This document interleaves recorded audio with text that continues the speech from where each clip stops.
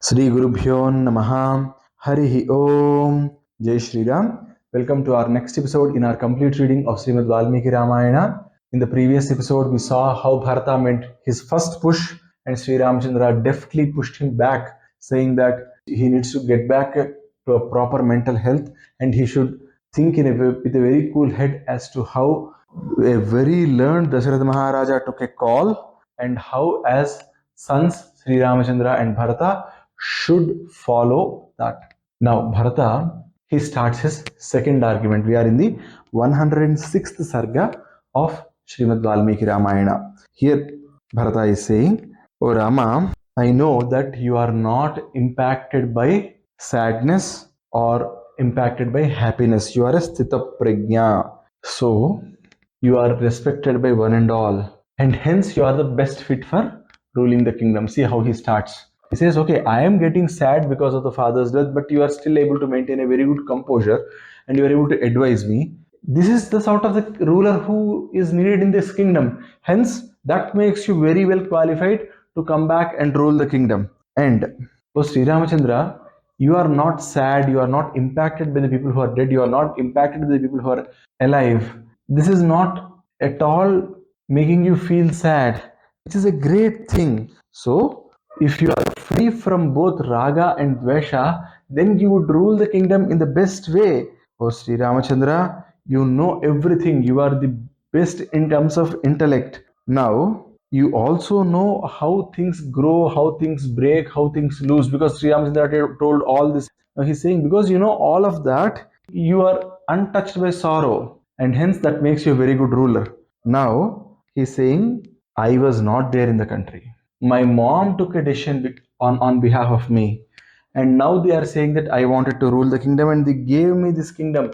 I really don't want to even touch this kingdom.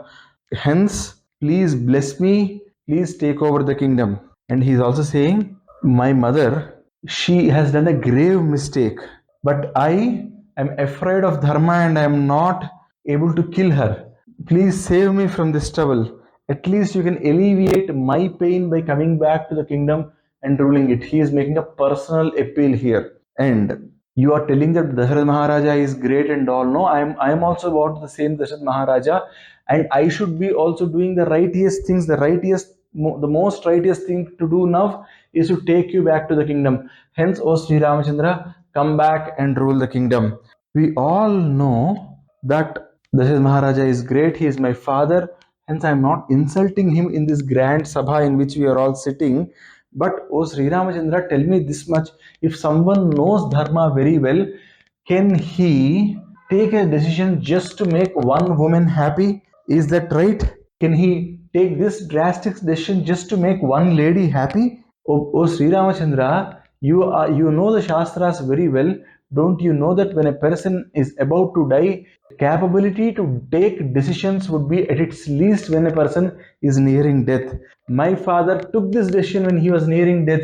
Oh, Sri Ramachandra, till now you are telling that we should follow the father's order, but when the father's frame of mind is not at its best, when the father is not in a position to take a decision, but he still took a decision, how are we bound to follow that decision? See what sort of point he has brought here. And he's also saying, I don't know what was going on in my father's brain when he took this decision. He probably took it due to anger. Probably he took it due to not having complete knowledge, or he probably took this decision because of his sahasa, or for some reason, but this decision is not a right one. He crossed the line of dharma. Hence, now you start thinking very well about what we as the sons should do to restore father's glory back. And hence, O Sri Ramachandra, the best thing that we both can do is that you come back to Ayodhya and rule. Look at how Bharata is building he's trying to refute Sri Ramachandra's argument. And he's saying, see, the best of the sons are not the ones who just who appreciate even the bad things done by their parents. A great son is the one who only appreciates the good deeds of his parents. If there are bad deeds, either the child needs to correct or he needs to stay silent. Well, I am not saying this. This is a line of argument that Bharata took over here.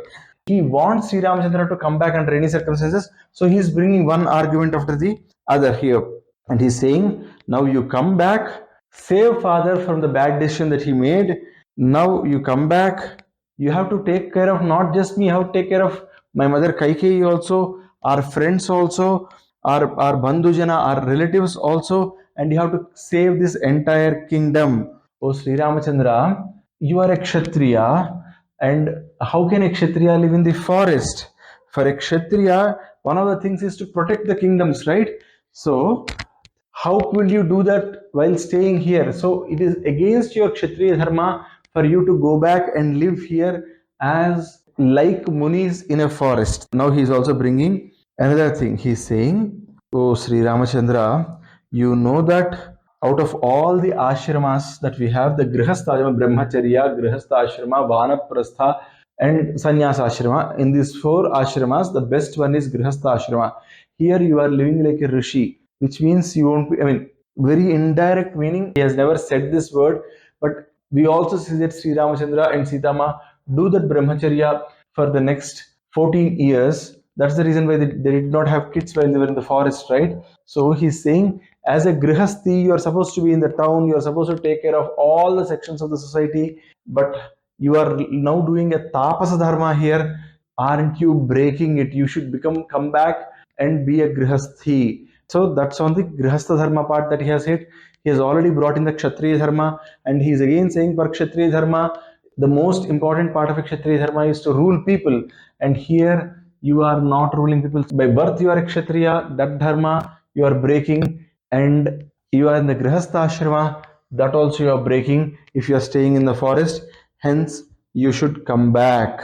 And he then says, once you come back, the Vasishtha and all the rishis, they would come, and they would do Rajyabhisheka to you all, and you should be taking care of Deva Rishi Pitra Runas, and you should take care of the friends very well.